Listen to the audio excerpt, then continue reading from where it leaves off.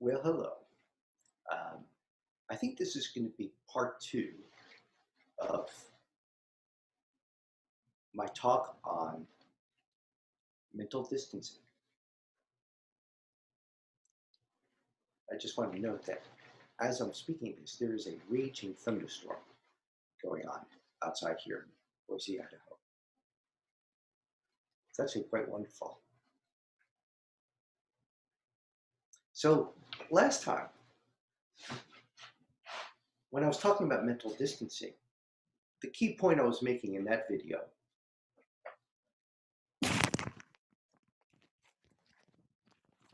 it helps if I have the microphone. The key point I was making in that video was that we are not our thoughts. And mental distancing allows us to see that clearly. Because if we are able to see our thoughts in much the same way that we see our environment through our eyes, or hear a raging thunderstorm through our ears, or taste something sweet or sour or bitter through our mouth, and smell something through our tongue, and feel something through our senses, through our skin. And I'm using some dualistic language here because I'm referring to we and our skin, our eyes, and that. But point is, our thoughts are just another set of input. Visual input, auditory input, tactile input, temperature input, taste input, olfactory input. Thoughts are input. And so most people on this planet identify with their thoughts. They believe that's my thought, that's my belief. I am thinking that. And so there's an identification with the thought, and around that identification with the thought is this belief that there's a me, there's an I. Who are you? I am so-and-so.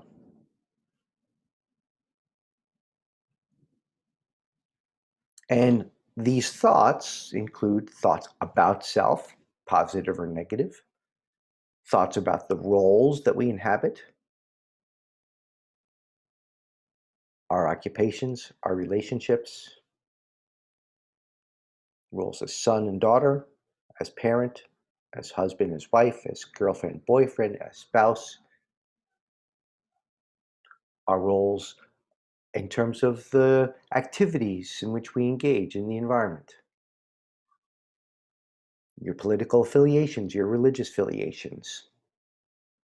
In other words, everything.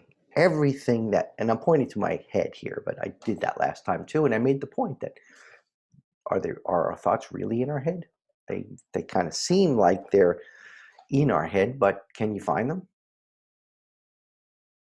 The point is one way to start shifting your identification from your thoughts is to notice that what you are is more than your thoughts because there's something observing your thoughts. And that's a good, powerful question. What is it that's observing the thought? Investigate that. What is it that's observing the thought? What is it that's hearing? What is it that's seeing? What is it that's tasting? What is it that's smelling? What is it that's feeling? What is it that's listening to the mental dialogue? And by asking the question, we engage in this mental distancing process, this first step away from identifying with the thoughts as what we are. Because if we can identify with that, if we notice that that there's observing taking place. Look, see that flash? That was lightning. If you observe thoughts and there's something, again, I'm not technically accurate here, but there's observation happening. There's observing happening. Isn't it wonderful? You hear that? I guess I'll find out when I replay this later, which I always do before I post it, because I never know what actually I say until I watch my own video. That's an integral first step in this whole practice. It's what most meditation practices are really designed to get you to do, is to get you to just sort of relax and just let what arise. And that includes your thoughts. And in observing thoughts, you begin to separate yourself from the thoughts. You begin to lose your identification with those thoughts. And in losing your identification with those thoughts, you lose your identification in a me who is having those thoughts. And as I talked about last time, there's a sense of witnessing of thoughts taking place. There's a sense of a witness. There's a sense of someone, so to speak, or something, so to speak, or some consciousness or awareness perceiving a thunderstorm outside or perceiving one's thoughts. And so what I really wanted to just talk to again today is about the witness. Because as you continue to investigate, you realize that the witness itself has there's a still an identification. In non-duality literature, we think about it as the I am. And so before you might identify as thoughts, I am so-and-so. I might say, I am Vincent. I am this body. These are my thoughts. But as you extricate yourself from those, you start to see, oh, there's a witnessing that's taking place. I must be the witness.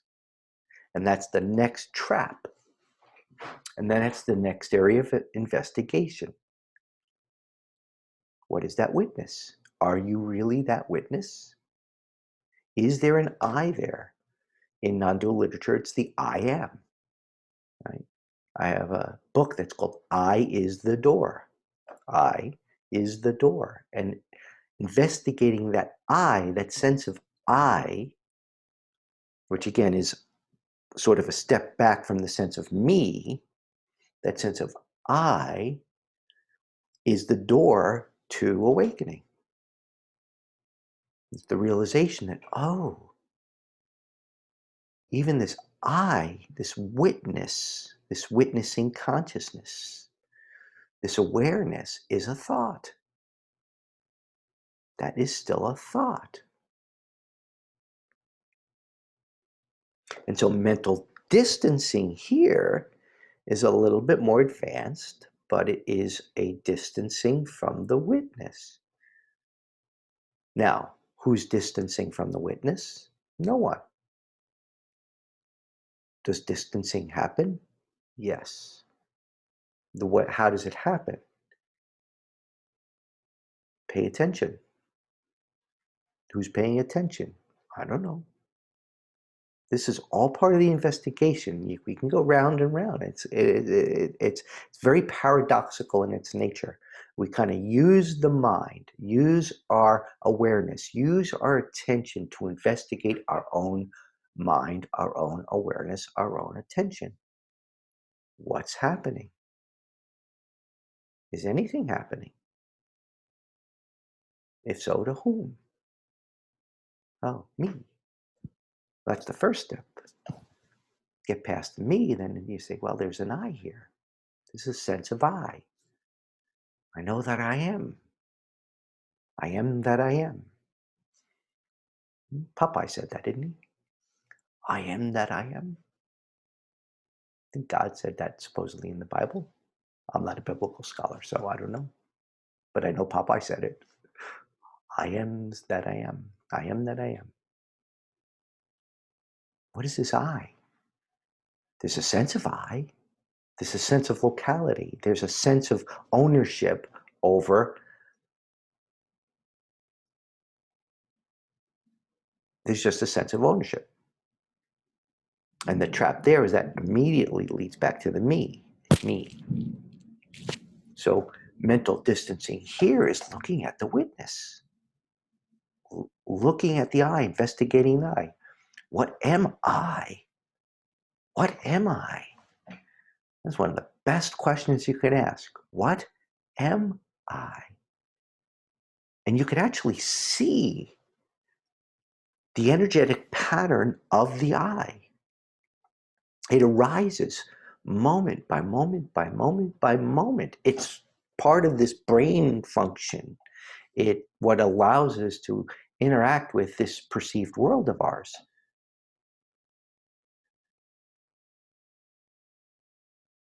There it is. It arises, falls away, it arises, falls away, arises, falls away. And what's actually arising? Thoughts. Thoughts about self, thoughts about I. And again, I'm going beyond the me here. They seem to be interchangeable, but the me is more about our belief systems, that there is a me who has beliefs and thoughts, who has perceptions. The I is the veil between what I like to think of as the mystical, between emptiness and form, form and emptiness, absolute relative. The I is that, because without the I, what's left? That's the point of investigation. What's left? Without the I, what remains?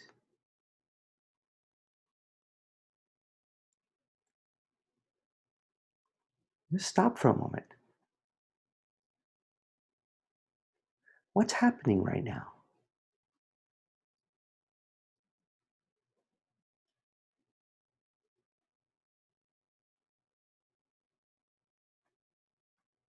Experiencing, we can say, is occurring. Seems to be an experience going on. The I is what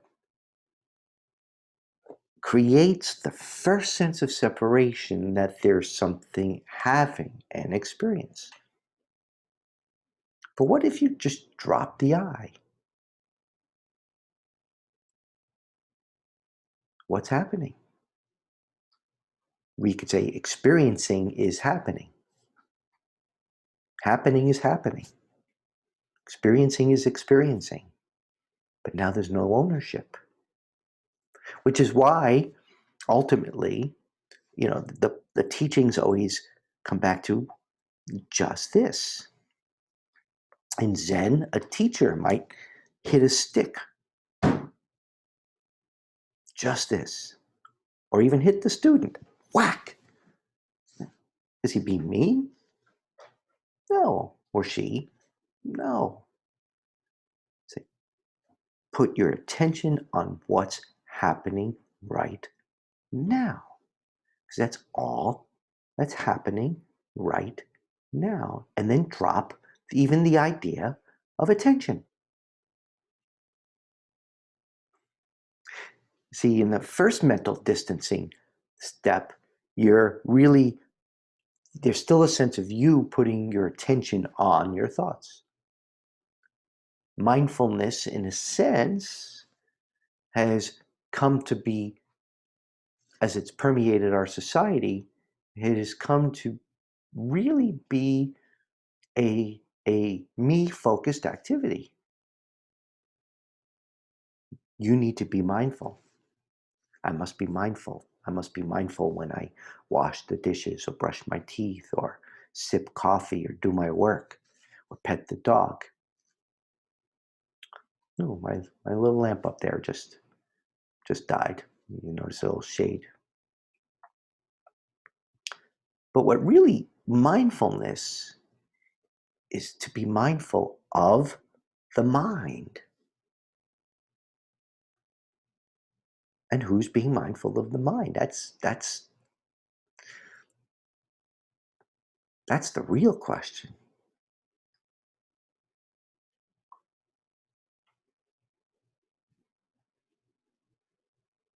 So stop, notice your thoughts. Notice when you're caught up in the mind stream. Mentally distance yourself from those thoughts, from the mind stream. Now, thoughts are going to happen. It's what the brain actually does. Well, if there's really a brain here, but we perceive that there's a brain here and there's neural activity, that's what it does. That's what it does. It's its job. It's its job to think. It's its job to process information. It's its job to perceive. But look for what's perceiving. The fact that there's perception happening indicates there's a witness. So that's a first step. Now take the second step. What's the witness? Mentally distance yourself from the witness. There's an I there. There's a sense of I.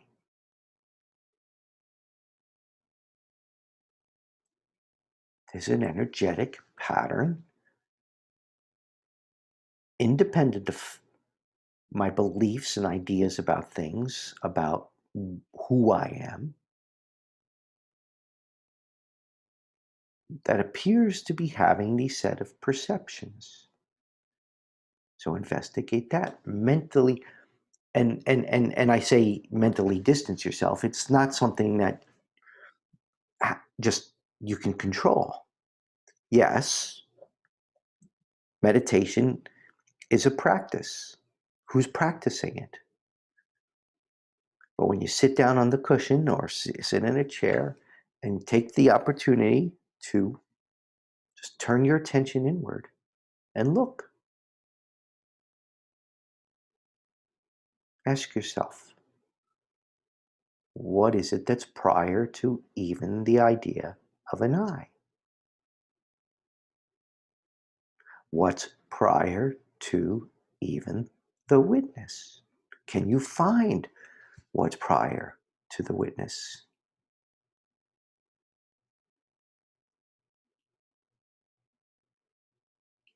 What is prior to the witness?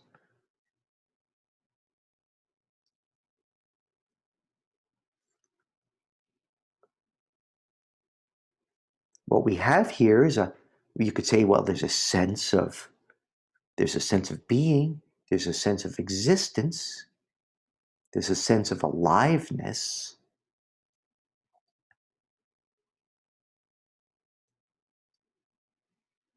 But even having a sense of still requires some form of dualistic separation. That means there's someone, something having a sense of being alive. Aliveness is happening.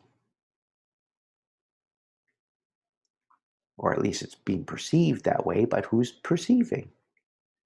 Beingness is happening. Can you refute that? You cannot refute that there's experiencing happening.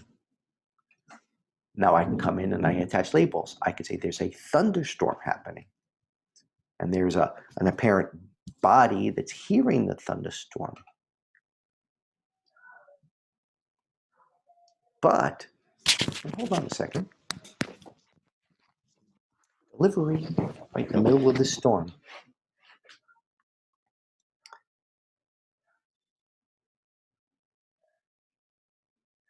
You cannot refute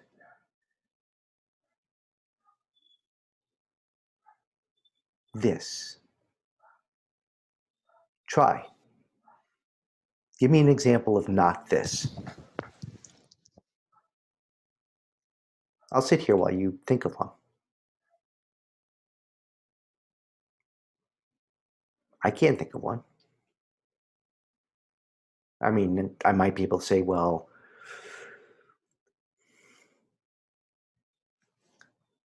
there's stars and galaxies up in the heavens in the universe because I can't see them right now. But that's not what I mean. Can you refute not this? Can you refute this? Can you refute this? Not this. Can you refute this? Can you show me a not this? In order to show me a not this, you have to create separation. I am this, and that's not this. But wait, what's perceiving this? The same thing that's aware of this.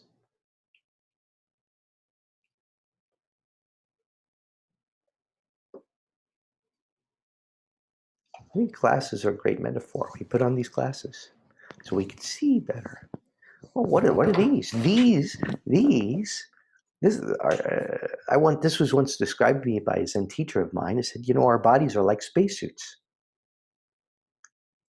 You know, every morning we wake up and we put up on something wakes up into and puts on the spacesuit.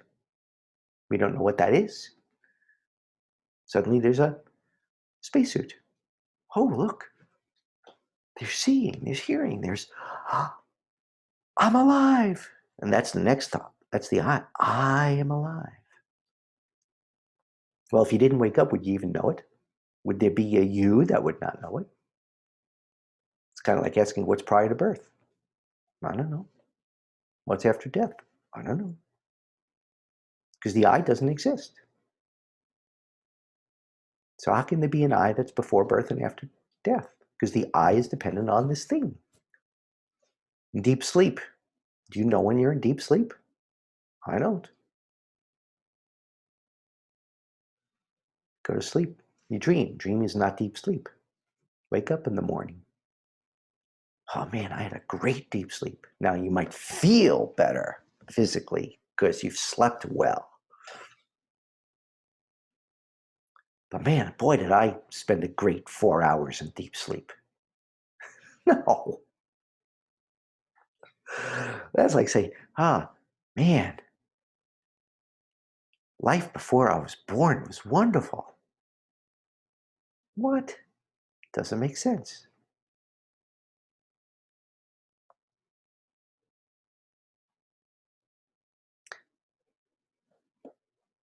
Practice mental distancing by noticing that even the idea of an I is just a thought.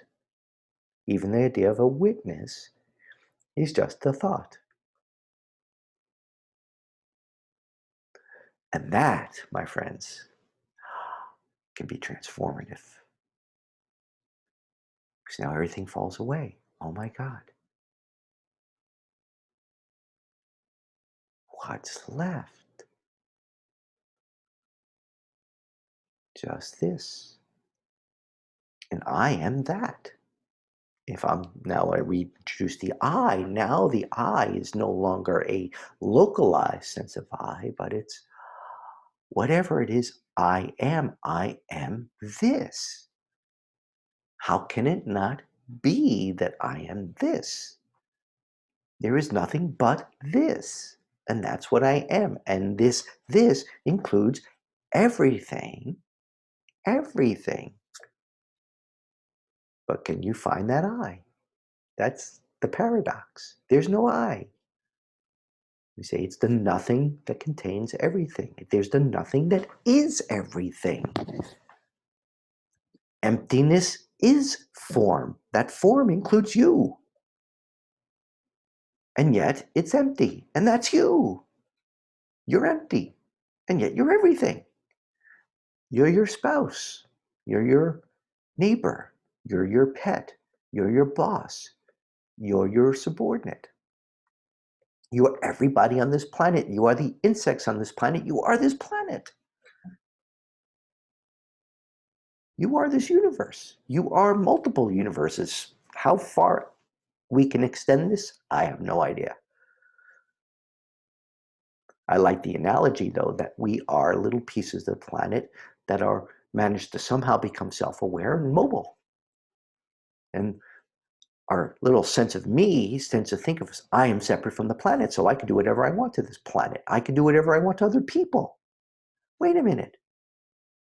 That's like one finger here saying, oh, it doesn't matter if I chop off this finger because I'm not going to get hurt. What? What? You're not seeing the hand. You're not seeing the hand. You're not seeing the planet. You're not seeing the universe as in its entirety. I'm going astray here with my talk. But that's suffering. That's when we suffer and cause suffering for others. And that's the way the rest of this world lives. How can you not see your neighbor as yourself when you understand that it's all you, that this, whatever this is what you are. And I'm not talking about you, the me, or even you, the I. What are you? Buddha held up a flower. There's a Zen koan. A lot of Zen koans point to the mundane. Oak tree in the garden, plum blossoms.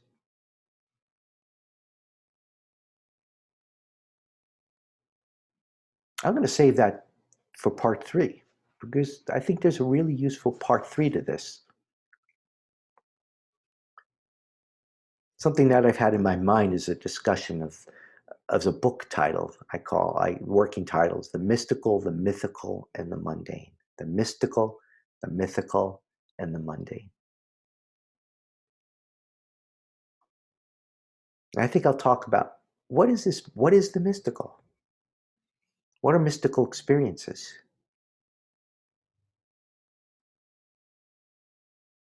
And how, and the point being, sort of giving it away in advance, is the mystical is the mundane. That's not to say that mystical experiences don't happen, but for mystical experiences to happen, there's got to be an I that has the mystical experience. And the interesting thing is it's the dropping of the I that leads to the mystical experience. It's only after the fact that when the I comes back, it recognizes, it sees, oh my God, I am God. I am divine. And there's no I. There's just divinity. And it's empty. It's just emptiness. And that's me. Isn't it wonderful? Because most people have mystical experience are transformed by those experiences. And then they realize that there's no me. There's no I. There's just this. And where can you find this? In the mundane.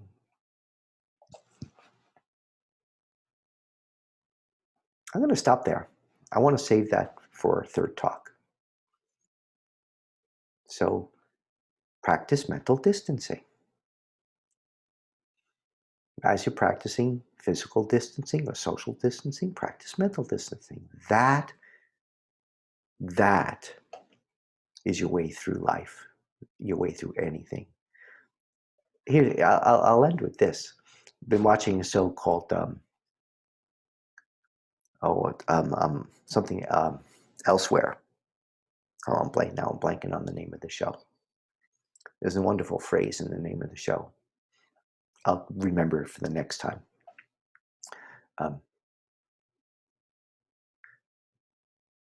Something from Elsewhere. Divine nonchalance. Divine nonchalance. I love that phrase. Divine nonchalance. I'll just leave you with that. Until the next time.